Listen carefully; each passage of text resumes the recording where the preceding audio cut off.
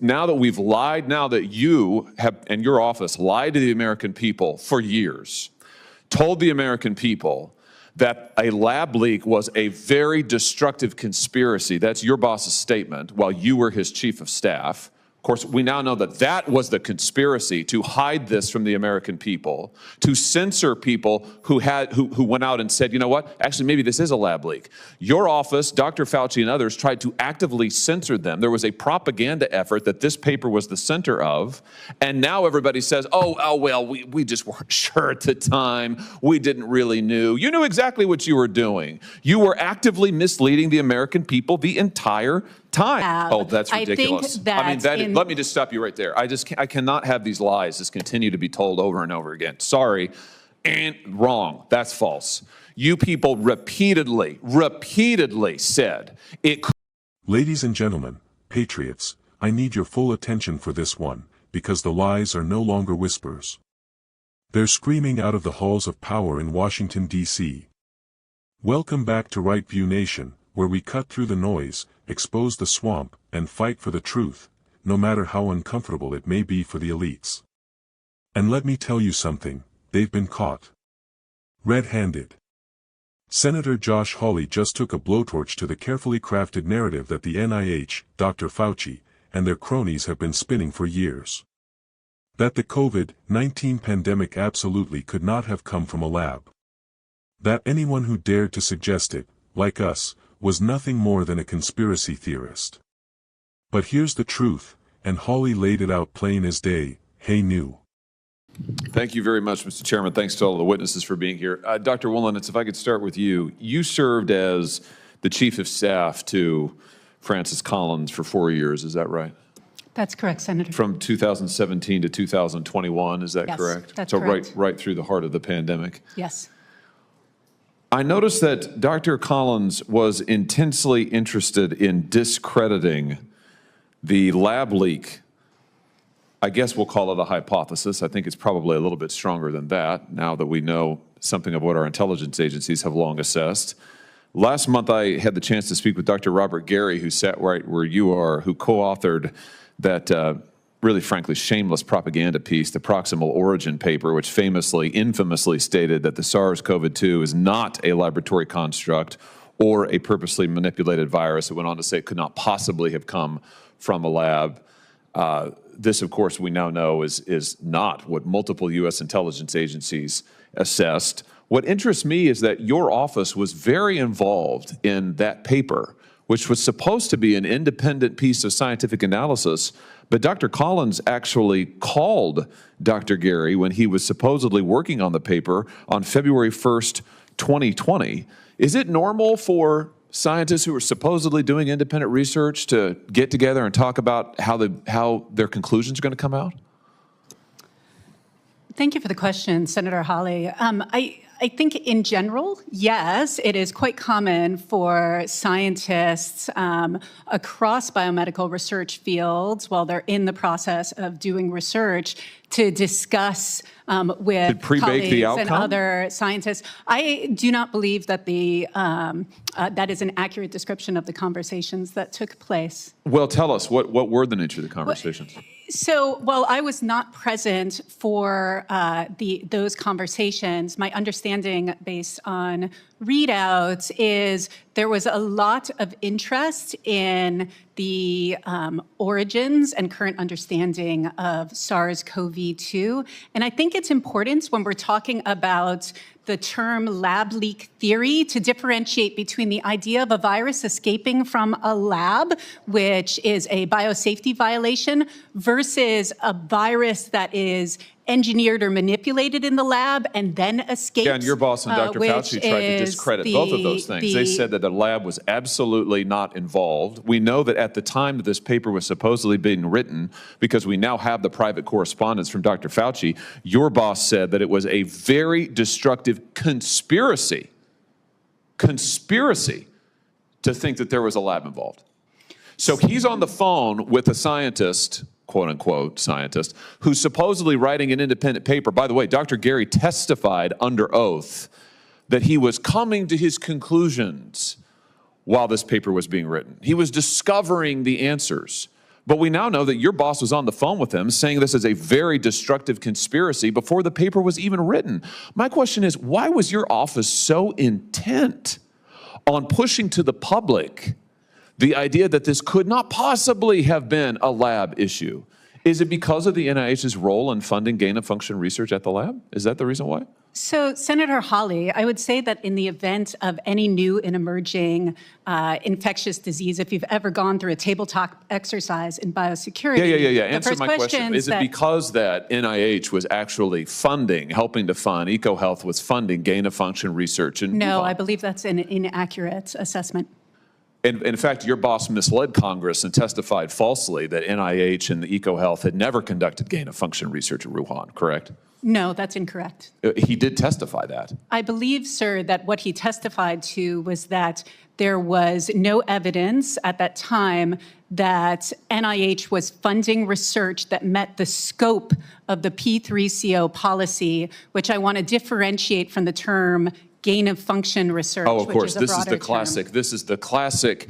Now that we've lied, now that you have, and your office lied to the American people for years, told the American people that a lab leak was a very destructive conspiracy. That's your boss's statement while you were his chief of staff. Of course, we now know that that was the conspiracy to hide this from the American people, to censor people who went out and said, you know what, actually, maybe this is a lab leak.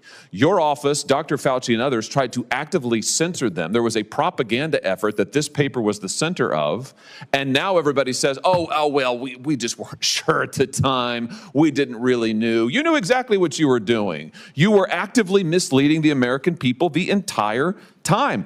Get this, after that paper, it's really an opinion piece, was published, your boss then says to Dr. Fauci that he had really hoped that the paper would settle this. Is there anything more that we can do to shut down this destructive conspiracy? This is in April of 2020. And then Dr. Fauci went to the White House podium and said that absolutely there's no way that this could have come from a lab. Let me come back to my original question. Why was your office so intent on shutting down any talk about this being involved with a lab? Why? I don't understand it. Why the hysteria? So, Senator Hawley, I will say that my understanding of the situation is that no one at NIH, including Dr. Collins, Dr. Fauci, myself, ever suggested that there wasn't the possibility that a virus had escaped from a lab. Oh, that's ridiculous. Let me just stop you right there. I cannot have these lies just continue to be told over and over again. Sorry, and wrong. That's false. You people repeatedly said it could not have come from a lab. Your boss said it was a very destructive conspiracy. Not that it was unlikely, not that it was not the best idea, a conspiracy. And based on that, you censored, and your administration that you worked for actively censored scientists, journalists, and what we now know is our own intelligence agencies at the same time were concluding and briefing members of Congress that it likely was from a lab leak. I mean, it's extraordinary. And now you've been caught red-handed because you thought that the rest of us wouldn't find out. You thought that the public would always be kept in the dark. And as it turns out, we now know these emails have become public that you were pushing this propaganda effort and yet claiming the mantle of science. Don't you see that what you have done has set back the respectability and integrity of science by generations? You were acting as propagandists. Do you regret your role in any of this? So, Senator Hawley, I don't think you've characterized Do you my regret your role in of any of the NIH. misleading of the public? Do you regret your role in your office saying that a lab nexus here is a very destructive conspiracy? Do you regret your role in helping censor millions of Americans who were kicked off social media, who were disciplined at work for saying that maybe a lab was involved, which we now know the FBI thinks is the case? Do you regret it? I do not believe I ever had the role that you're describing. Do you regret anything that you did during this period? Do you regret not speaking out? Do you regret not advising your boss to temper his comments? Do you regret not opposing the censorship? Do you regret it? You're in a position of tremendous influence. I do not believe censorship took place, sir. You don't believe censorship took place? I do not. What world are you living in? Tell that to the scientists who basically lost their credentials. Tell that to the people who were kicked off of social media and banned because they asked about a lab leak. You don't believe censorship took place? The privilege is astounding. You were the chief of staff at the NIH pushing these conspiracies, pushing the effort to shut down Americans, and now you have the gall to sit here and say censorship never took place.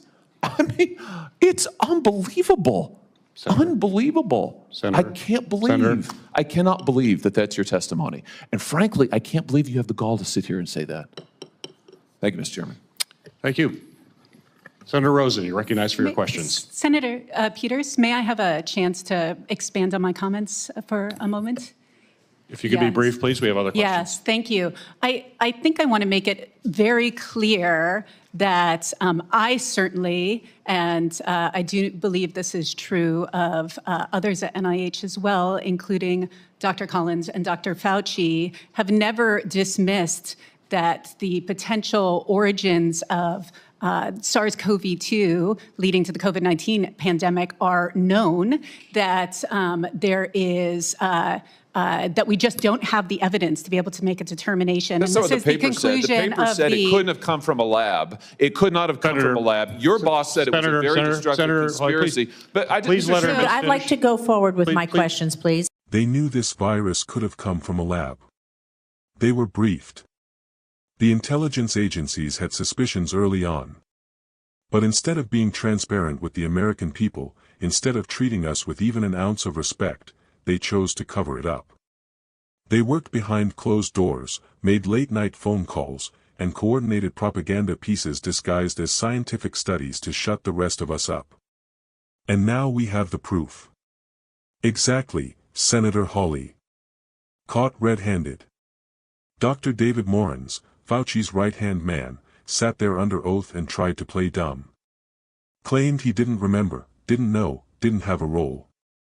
You were the chief of staff to Francis Collins, the head of the NIH, and you expect us to believe you had no idea what was going on? That you weren't part of the effort to discredit the lab leak theory? Please. Here's what they did. They used taxpayer dollars to fund dangerous gain-of-function research through EcoHealth Alliance. That's right. They sent money to the Wuhan Institute of Virology, and when the virus started spreading, they freaked out. Not because they cared about you or your family's health, but because they knew the truth might trace back to them. So what did they do? They got their trusted scientists together, wrote the proximal origin paper, and said, nope. Nothing to see here. Definitely not a lab leak. And if you say otherwise, you're a dangerous conspiracy theorist. And the media? They ate it up. Big tech. They enforced it with a steel boot. If you posted anything about a lab leak on Facebook or Twitter, you got flagged, demonetized, shadow banned, or flat out banned. Real scientists were silenced. Journalists lost their platforms. Americans were punished for asking legitimate questions. But here's what the left never understood: we never stopped asking. We never stopped questioning. We never stopped looking for the truth. And thanks to people like Senator Hawley and a growing mountain of evidence, the truth is finally coming out. Let me ask you something, folks. Why were they so desperate to kill the lab leak theory? Why did they call it a conspiracy before any evidence was in? Why was Dr. Collins, while that paper was being written, on the phone with its authors telling them to shut down the lab theory?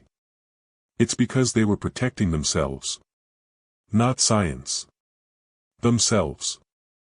Their reputations. Their funding. Their power. Let me tell you something, and I'll say this as clearly as I can.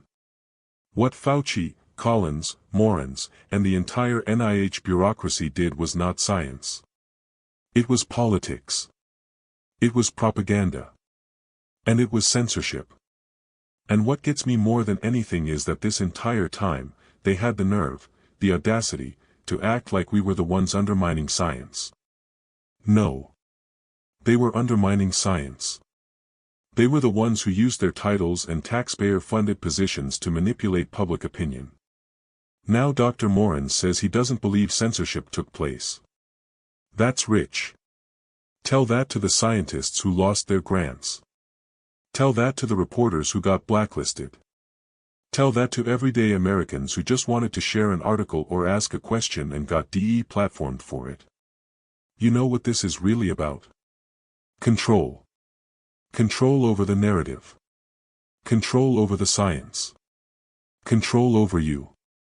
And that's why Right View Nation exists, to push back. To remind the elites that we see them, to remind them that they don't own the truth. And they don't own us. We demand accountability. We demand transparency. And we demand a full investigation into everyone who participated in this cover-up, from the NIH to EcoHealth to big tech and beyond. No more, we didn't know. No more, there was no censorship. Enough. The truth is coming out, and when it does, the American people will remember who stood with them, and who tried to silence them. To all the patriots out there watching, don't let them rewrite history. Share this video. Send it to your friends and family. Let them see what really happened. And to the elites watching, we're not going anywhere. We're just getting started. This is Right View Nation, and I'll see you on the front lines. Don't forget to like, subscribe, and ring the bell, because the truth needs backup. And we're it.